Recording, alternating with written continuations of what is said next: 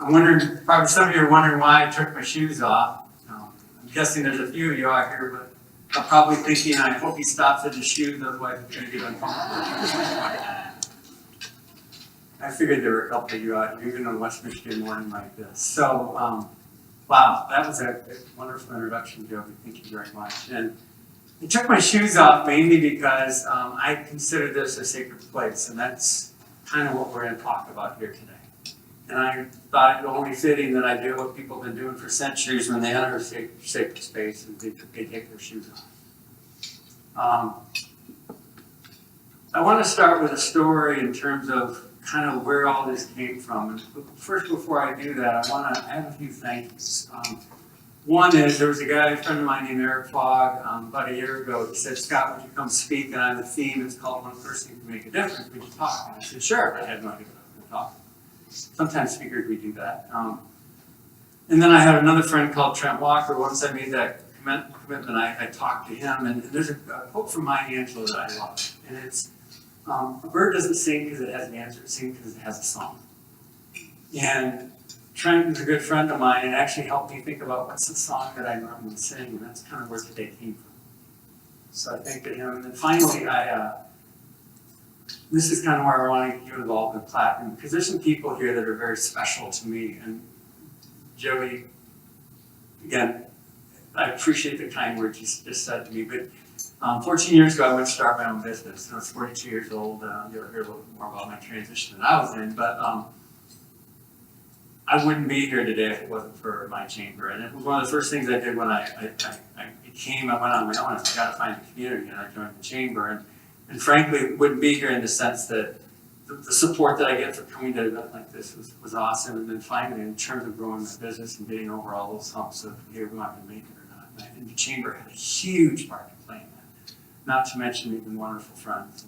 When they said, "Scott, would you come talk?" I was kind of like, yes, I'll come talk. So thank you. Can we give our chamber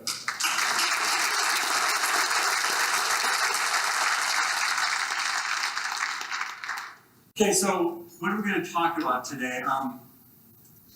When I first was given this topic of every person can make a difference, which I believe, I frankly, I kind of struggled with it. And I looked at it first because I thought, it's great, every person can make a difference, but what kind of a difference can we make? And it was missing an adjective for me. And so one of the things that kind of hit me is really, and I challenge you to think about this, is what's your adjective in front of difference? What do you want to do? Because we can make a positive difference, and we can influence people. And as leaders, you influence people each and every day, whether you have a manager or vice president named next to you, or whether you're just, you have I guess a more normal type. He says, "I don't lead anything, you're an influencer, and if you're influencing people, you're a leader." So what kind of difference do you want to make? And for me, this kind of made me think, okay, what kind of difference do I want to make? And then the other thing that this was missing for me, and frankly, I didn't really have an answer to this until I started putting this presentation together. What's my why? Like, why would I do this? Because in working with adults, primarily adults and leaders that are moving through transitions and moving, from one place to another place, why is such an important thing? Because in why we find the energy to kind of overcome some of the barriers we're going to run into. In why we find kind of that extra resource of to go on a long journey that maybe the answer isn't going to hit you tomorrow. And so two things I want to leave you with as we start today. One is think about the difference you want to make. What's that word for you? And maybe this is one of those questions I'm going to plan and probably won't sprout for you today. Maybe you know it already, but your why. And so and I saw everyone go for their paper. Feel free to take notes if you want. Those are for people that want to doodle. I'm going to go around later and see if anybody draws a picture of me. I'd really love to see it.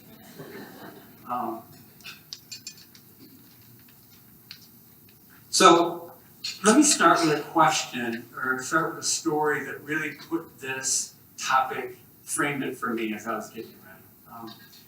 And it happened about a year ago today, actually. I received a call from a sister of an old friend of mine, someone I'd known for like 50 years. And she had some bad news. My friend was in the hospital. He was suffering multiple organ failure. And he didn't look like he was going to live, which was a total shock. This was a friend that I actually planned to see in like 4 weeks. So you can imagine the emotions that hit you at this point in time. And when I,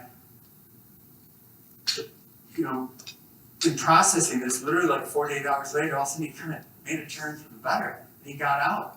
And it was in that month before I was supposed to go visit him that I learned a lot about my friend. And I learned about many things about his life that I didn't know. And it was, as I was thinking about that time I was going to spend with him, it became very clear I had to share some things with him that only a friend could share with another friend. So as I was driving down this 4 weeks later, my wife and I are heading to Florida. We're going to see him the next day. We're going to Friday. We're going to see him it was Friday. We get a call, and we're a couple hours from his place. And I get a call, and this time it's from his brother. His brother said, hey, Scott, we found him unresponsive in his apartment. He's in the ICU, and he's on the ventilator. He's in bad shape. No one's there. So we turned south. We headed towards, I dropped my wife off at the hotel, and I went right to the hospital. And I remember walking around, in the ICU, and the screen was there, and there's my friend on the ventilator. And I was just blown away. And the emotions you can imagine are coming in, and just, an hour later, his wife comes in. It was like my emotions times 10.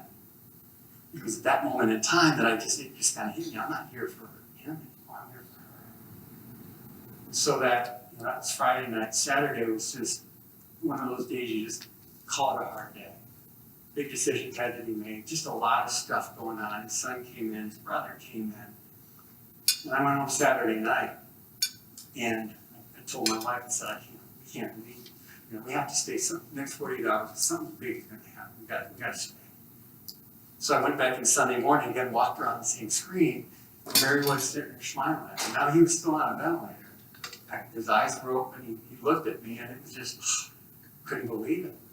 On one hand, I'm celebrating that, on the other hand, I'm like, crap, there's a lot of big things that are still going to happen.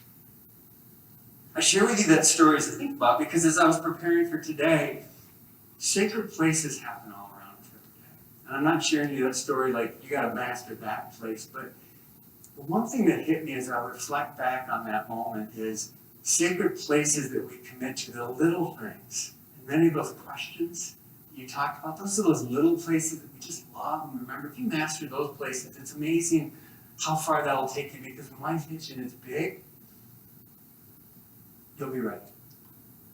And so as we dive into this topic of sacred places, I want to define it. So what's our definition, or my definition of a sacred place? It's right here on this. It's a circumstance or a situation where you think, I don't think I'm supposed to be here, but I know or feel I should.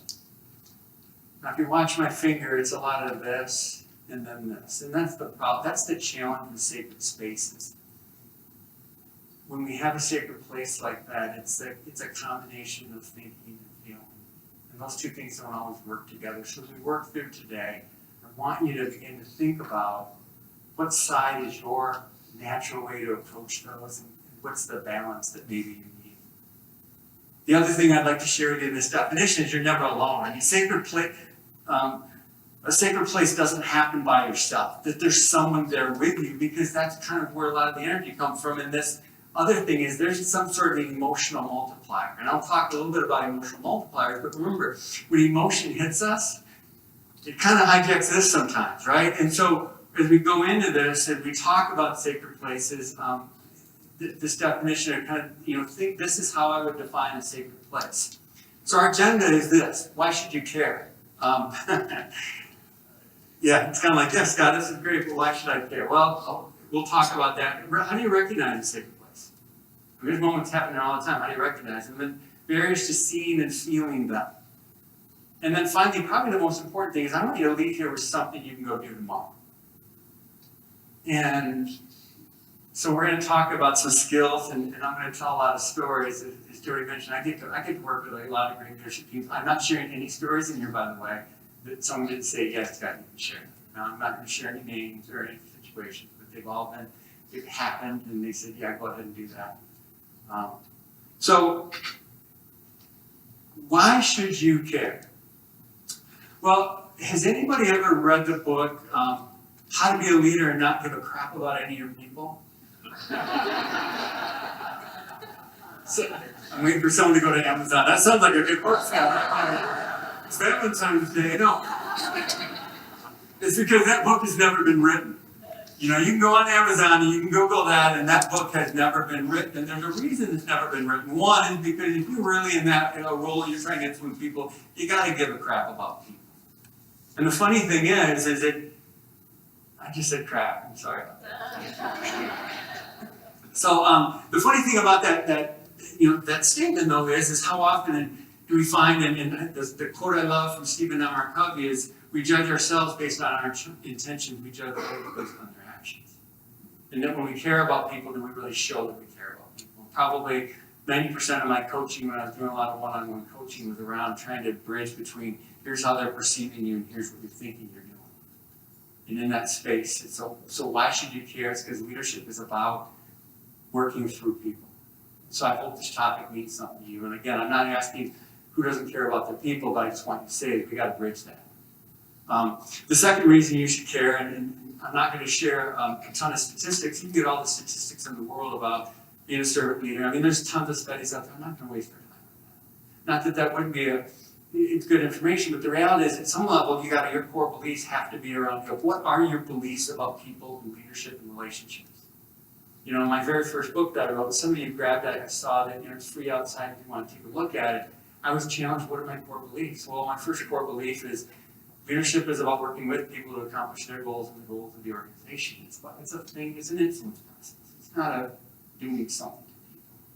I also believe that while fear motivates in the short term, love motivates in the long term. The more love we can bring, it's not the eros sexual love in the workplace. It's the love of family and friends. And there's lots of different words around love that are outside of kind of sometimes, again, it happens to be on Valentine's Day. Don't want to interrupt your Valentine's Day with another thought. Please don't get the card about friendship love. Go get the other one. Just a little thought. So those are core beliefs of mine.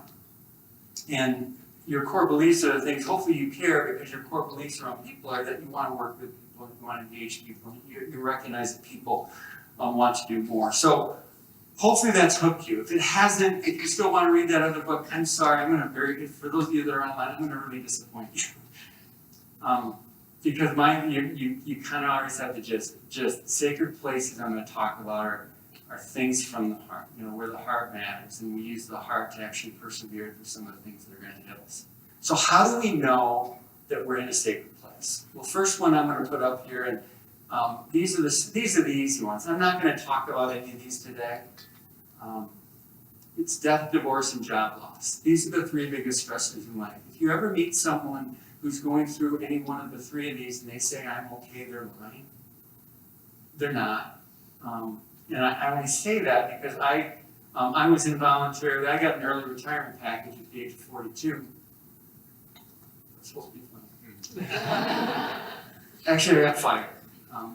And I fired in the sense I even left my lunch at work tonight, so I was surprised. And one of the things I learned when I went into outplacement is they told me this. They said, Scott, the good news is the top three stressors in life are death, divorce, and job loss. And I'm like, that's number 3. That could be worse. And I say that because, since then I've experienced number 1 twice, very close people in my life. And I get the fact that those are tough places, and they're riddled with sacred places. I'm not necessarily going to talk about today. However, what I want to challenge you with is if you master the things we're going to talk about today, it doesn't make these things easier, but it equips you to step into some tougher places. Recognizing a sacred place, there's some sort of a display of vulnerability. It's funny when we were sharing stories, and I don't know how many people have stories of when people ask for help. Well, when somebody says, I don't know, and someone says, the quiet person in the corner says, I know. I'm like, that's vulnerability. Like, they're speaking up, and they might be the most junior engineer, and the senior engineers have great ideas, and they're not trusting themselves, and then also they do. It's like, that's a sacred place. That vulnerability of, I need help, or, and I'll talk a little bit more about when we get into those places. It's just, those are ripe with this and this. When there's an emotional multiplier present. Again, we all know, like, our brains, the amygdala, you heard the lizard brain, like when it gets hijacked and we go into fight or flight mode, oftentimes people think of the negative things that get in the way. Well, the reality is most of them, and I kind of heard it in some of our stories, even at our table. Maybe you heard from other people, is when there's love or joy or gratitude or kindness or pride. Those are emotional multipliers. Sacred places are not just about the place like, oh crap, I gotta go there. It's like, I get to be here. So when you see those and I call those emotional multipliers because out of that comes a lot of, I'm going to talk a little bit about oxytocin in the brain, and it's like good things are being generated in our bodies when we're there. And yes, there are these things I call clouds. And they're in my book. I talk a little bit about, because seeing these clouds is super important, because when you're in a sacred place, and what you do as a leader and how you help people process and how you process, it's understanding that clouds show up like self-doubt, like fear, like crisis thinking, like ego. Ego by itself is neither positive or negative, but when it's too much, when it's too little, it's a lot like self-doubt. So these are all what I would call emotional multipliers, and wherever you see or feel any of these, that's a sacred. As we get into kind of some tips and tricks, the tip I'll kind of lead into is how can you change those clouds into one of the other ones? Two barriers we all have to overcome. So this is a little bit of maybe self-reflection for you. Miss it. Too busy, too distracted. I had a humbling moment during COVID. Most of my work went online. It was amazing. It was just a lot of online stuff. And I don't know if many of you stay online, but it kind of hit me that I had a moment where, again, it's my job to be present and to see stuff. And I was online with this client, and I had invited another EOS implementer from a different part of the country to sit in on this session, because he was new and he wanted to see how I was on. Come sit in my session. The client said yes. We get to the end of the day, and we're debriefing. And he says this line to me. He said, "Hey Scott, did you catch that? Did you see that conflict?" I'm like, "What? I didn't see anything." And sure enough, he saw something that I didn't see. I missed it. Was I distracted, busy? Yes. You've all been virtually. It's harder to pick up stuff on that. So because of that, maybe we're too busy. Sometimes we miss stuff. Sometimes we see it and we're afraid to enter. I can think back on a session. Here's what it might look like for you. I had someplace I had to be at 6 o'clock. You ever had those 4:30 things that happen that get in the way of? There are a few people smiling. It's like, yeah, like maybe tonight. No, don't do it tonight. But other times. But I literally it was 6 o'clock, and I was 45 minutes from home. So I'm like, I want to be home for certain things. And literally at 4:30, I could just see the things I could see some emotion bubbling up. Do I go there? Do I not go there? And EOS we call it enter the danger. Do you enter the danger? Entered the danger. 45 minutes later, we resolved it. It was a key part of the whole day. I didn't succumb to this. I'm too busy. We need to get going. But have you ever had that moment? No. So overcoming those barriers are really critical. So I want to transition now, and I want to transition into what I call leadership skills for sacred places. And this is where I want to talk you through things you can do tomorrow, because here's the myth on sacred places, is that they happen to you and you just have to be ready when they happen. We create them. I'm going to teach you not necessarily today. Yeah, we can react to stuff, and you'll get it. There's times, and you could hear in my story things that I might have done that I had to change, in the middle of stuff, and I had to reset kind of what I was going to work on. But you don't have to wait for them to happen to you. So, the first thing, skills that number one is know yourself. How many people, when it comes to fighter, or how many people are, like, when they're throwing something, they like to fix stuff? Would the fixers in the room raise your hand? Okay, leave your hand up if you've never heard So you can put it down if you've heard this. If you've never heard, sometimes I just don't need you to fix it. I just want you to listen to me. So leave your hand up if you've never heard that in your fixer. Okay, good. You've learned something today. Thank you. There's an individual medal for those of you online and people. Yeah, it's me. Knowing yourself, right? I mean, in fight or flight, it's like we don't need to. The cool thing about sacred places, we don't necessarily need to fix things. We just need to be. So know yourself about that. Are you a person who likes the emotions get rid? I've got to get out of here. This is getting a little. Someone looks like they're going to cry. Know yourself. Know what you're capable of, know where your limits are, and recognize that when you're going to be put in a position where maybe you're going to have to stretch a little bit. So knowing yourself is a super important skill. The second one is just show up. I mean, can you imagine to just show up? It's like, and take your shoes off. Hopefully you realize taking your shoes off is a metaphor for something else, right? Like if you go to your next meeting later today and you take your shoes off, feel free. I don't think you get fired for taking your shoes off. But yeah, it's take your shoes off. And part of mastering our skills for sacred places is just really showing up. Again,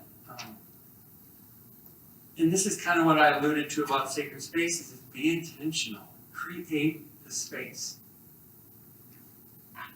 And I'm going to talk to you about very specific things you can do tomorrow for those of you that want to create that space and don't want to be surprised by it. And so let's talk about creating sacred places. This is where the stories come in. Again, in my life, I have the greatest job. I get to spend hours and hours, probably over the last, I don't know how many days, it's been like, I keep thinking it's been like 40 or 50 days in the last quarter with teams, kind of working through the year.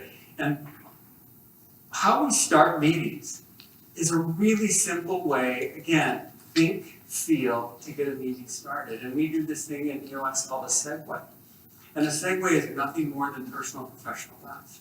A lot of people think, soft, fuzzy stuff, Scott. Come on, do you have any better question than that? Those things, it's like, yeah, I do, but why do we start meetings that way? Well, I invite emotional multipliers in the room. I'm excited about my kid, graduated from college. I'm worried about this. I'm celebrating the fact that we finally shipped 10 good cards to the client yesterday. And I get to go home for dinner tonight. I mean, what is it that you're celebrating? When you invite that in there, and all you're doing in how we start our meetings is inviting some emotional multipliers in the room, preferably positive, that will give us the energy to handle whatever else is coming. Very simple. And I'll talk a little bit about the brain in just a second. You have an article in the back about the oxytocin that gets generated. When you get people excited, the brain creates things that keeps them excited, or that makes them trust, or makes them more open to listen. So how we start meetings, and again, over and over and over again, a lot of times people look at EOS and they say, well, it's this system that makes you do stuff. I'm like, well, there's a reason we do it. The why is this. And so how we start meetings is how, for those of you that are in charge of people getting together, just recognize that, again, we're inviting emotional multipliers in the room. The other thing is you really listen to people's answers. You can know that you can know whether or not there are clouds present. And if there are clouds present, people aren't going to be creative. They're in fight or flight mode. They're going to be worried more about something else than the problem you have in front of them. And a good example of this is 3 times, probably it's happened more than that, but I can think of 3 times I can remember people didn't have anything positive to share. And it was funny to watch the team. What about this one? Oh, yeah, that's right. I got that thing done. Yeah, that was my kid graduated. That was, I guess, okay. And, I joke about that, but you've been there before, right? And it's like, and so it's interesting because I watched them like, are they ready? And not every time have I gone there, but sometimes I've caught them on break. And I remember 2 specific times on break that I said, are you okay? That check-in was pretty easy. You knew it was coming. I do it every time I come in here. And believe it or not, one of the top 3 was going on behind in their life. Death, divorce. So I understood that. So again, so it's cloud identification too. So how we start meetings. So when you start your meetings, think about an intentional way you can bring in some of those things. Create safety. Safety in meetings is really, really important. You think of it, again, I'll talk a little bit more about oxytocin in the brain, but the fact that people feel safe, they trust you, the safety, and I have a friend of mine who gave me this, which kind of leads into trust. Trust is sharing something with someone they could hurt you with and believing they won't. Trust is sharing something that they could hurt you with and believing they won't. And how do we create safety in meetings? Well, it's funny in EOS. Everything is either on track or off track, or red or green. And everyone's like, well, what about yellow? Yellow doesn't tell me anything about it. Is it on track or is it off track? See a few people laughing out there. Thank you. Yeah, but can't we use yellow? No, you can't use yellow. And the reason why it's no more simple than just make a decision and tell me. Are you feeling good about it, or are you worried? Or do you need some help? And it seems like kind of a weird thing, but that's all it's for. It's just tell me either you need help and I don't know, because help is the biggest four-letter word with adults. And I'm not just picking on men, it's across all genders. I hear it over and over again, and so again, when I hear the word help, it's like,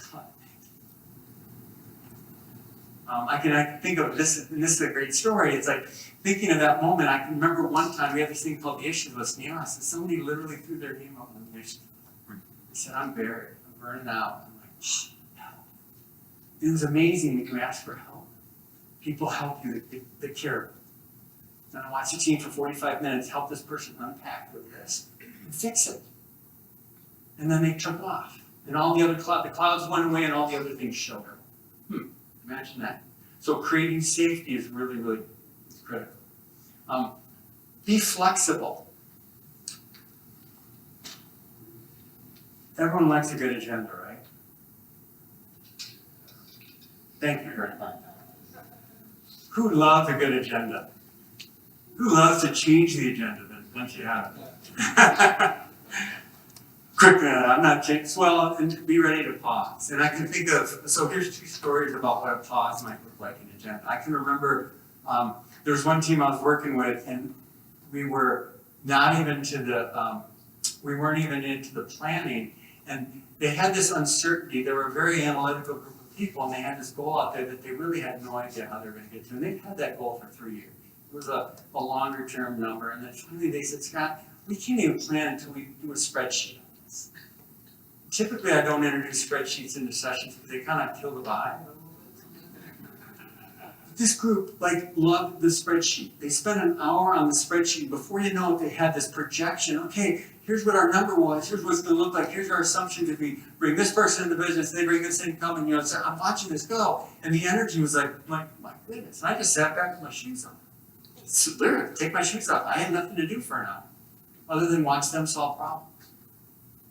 And so it was a pause, and yet it made the rest of the day great. Another pause I did one time, I remember there was a client, and this was one when almost fight or flight kicked in on me. I almost just took off screaming. Didn't tell them that though, but we were in this very deep conversation, and it was clearly something was bugging them, and we just had to pause, and we called it clear the air meeting, and we just went at it. At some point in time, the leader of the organization said, hey, maybe I should just quit. And we did. And I can remember sitting there like, I don't know. I really didn't know what I was going to do. And I thought, well, you don't know what you're going to do. You just take a break. Let's take a break, walk around for a little while, and come back. And then when they came back, we just posed the question, what do you want to do? I don't know what you want to do. What do you want to do? And before you know it, they went around and they unloaded all the clouds. Everything was on the table. It's funny when you put a cloud on the table, it kind of starts to go away. And then ultimately, they decided, well, the person decided we're going to quit. So, I'm not going to quit. I was just being emotional, but they kind of worked their way out of it, and the team went this way. So be flexible and pause. Sometimes your agenda isn't the agenda of what needs to happen in a secret place. And then probably the biggest one I want to talk to you about creating an oxytocin epidemic. Epidemic isn't a super positive word. Oxytocin isn't illegal. It's what our body generates. And I know there's some triggers on that. I didn't really want to play around with that word, but the idea is, and there's a great article in the back of your handout that you can read from our history. The idea is we can create oxytocin is when it's present in people's brains, we generate for ourselves, we tend to trust more. And there's lots of science around that. And we can simply do it by asking people, intentionally building a relationship, introducing challenge, stress, celebrating successes. there's lots of things we can actually do to create it. And so anything you can do to create oxytocin in the people on your team and the people on your team is good. Tell me about yourself. Seems pretty simple. Tell me about yourself. When we're intentionally building relationships with people, feel that it generates oxytocin. It's the first, for those of you that are interviewing out there, the first question people tend to ask in interviews, one is because it's easy. Two is because it's meant to relax you. You know it's coming. So just tell me about yourself. You interview better when you have a little oxytocin. The second thing is this thing we call the one thing exercise. So when you ask, we never ever do third party feedback tools. I mean, people do them, but it's like, if we're really a healthy team, let's just go into a room. Let's go around, and the one thing exercise says, tell one thing that you appreciate about the person, and then one thing that they can start or stop doing for the greater good of this team. It's called the one thing exercise. And it's magical in the sense that there's one situation one time when we went around, and coming out of COVID, a lot of teams were just kind of worn out. And I found myself actually changing this exercise. It was more of a 3-to-1. We had to lay some love on each other. And there was one particular team that we laid the love on a little bit, and you could just see we weren't even in the second half, but the third part, the person just they were emotional. And in their response to the emotion was like, I've just been working so hard, I'm tired, I feel like fraud. I feel like every decision I make, I question every decision. At some point in time, I'm going to get found out. You ever been there? And it was a beautiful moment because the team came around and said, I know you're feeling that way, but can I share with you some other stuff? And that one thing exercise, you could see the oxytocin getting generated just from the conversation. And when we laughed, this person, it never became an issue. It probably became an issue with human, but it never became a barrier to let it go. So anything you can do to get people sharing and challenging each other is an oxytocin epidemic. And finally, kind of start wrapping up leadership transitions. I'm not going to spend a ton of time on this one. And it's not because it's not important, it's just because but in leadership transitions, there are tons of sacred places. It's probably the biggest stress, and I met a few of you in here that are doing your job, and this is not to scare you or anything, but 40 to 60% of people who get hired into an organization from outside the organization fail in the first 18 months. I don't share with you to scare it, because I share with you the opportunity is with a little bit of help, leadership transitions can be a huge opportunity for shaping places. And I have a couple videos out around that. I'm not going to spend any more time on that just because I want to get you off to your work today. But these are all ways in which you could create sacred places. So the question to you is, which one are you going to do? Because these are the simple ones. As I wrap up today, kind of take us back to this, and I want to finish my story.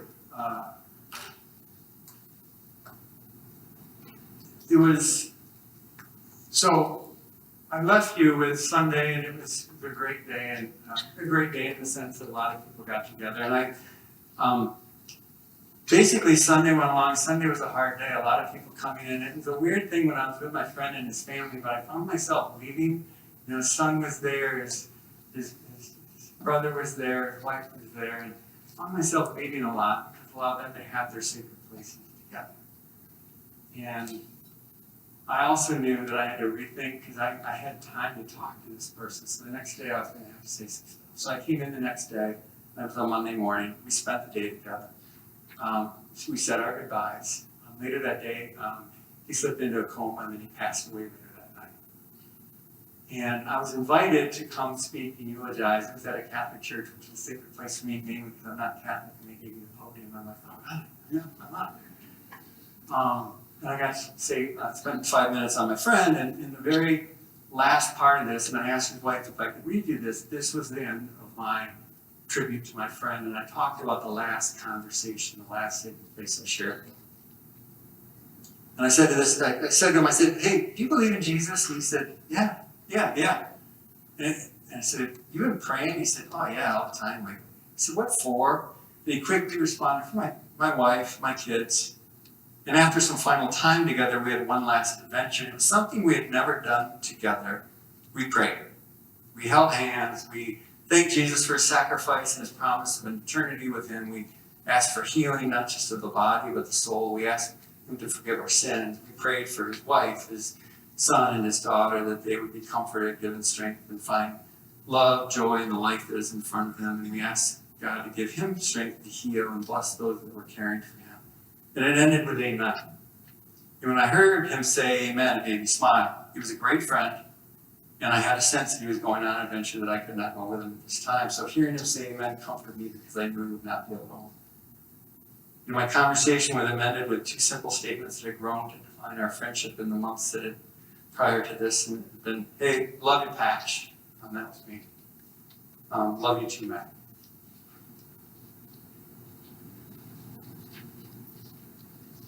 So when I shared that conversation, it was a sacred space, and you could probably, in my definition, you could understand and see kind of what was there. My goal today, and even reading that story, is not to try to convince you of a belief system. Maybe it's not yours. I don't.